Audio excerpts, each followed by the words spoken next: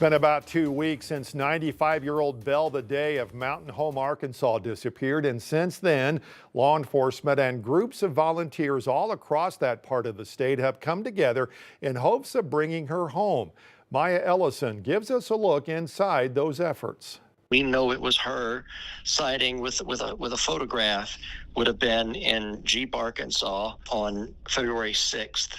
It was that photo that circulated across social media. That prompted Mountain Home Police to activate a silver alert 3 days later, leading thousands across the natural state to search for 95-year-old Belva Day. We've had a total of 4 aviation searches for her, 2 state police helicopter flights, a local Baxter County helicopter flight. There's been a fixed-wing flight that was, I think, arranged by the family. We've had state troopers drive all the possible routes, looking off the sides of the roads and ravines. Investigator Sam Seaman is leading the case in Mountain Home. He says every day since Mrs. Day's disappearance, it has been a mystery. It's just like she just disappeared into thin air, and that's been the challenge. There are so many possible routes.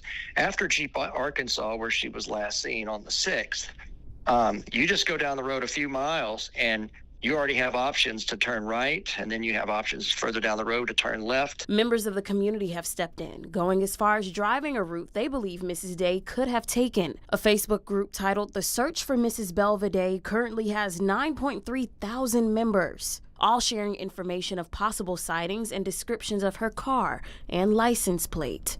She has no cell phone.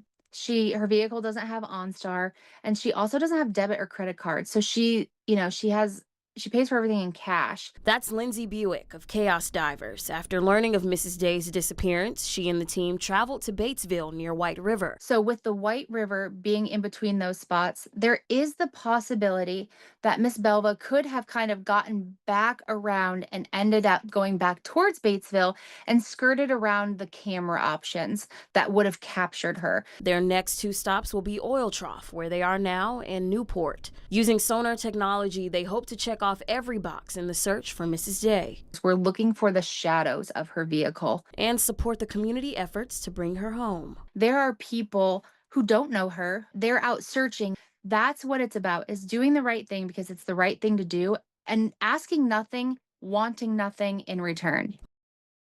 That was Maya Ellison reporting. Now here's another look at the car state police say Day was last seen in. Investigator Seaman says if you think you've seen this car, to take photos for law enforcement to assess their credibility.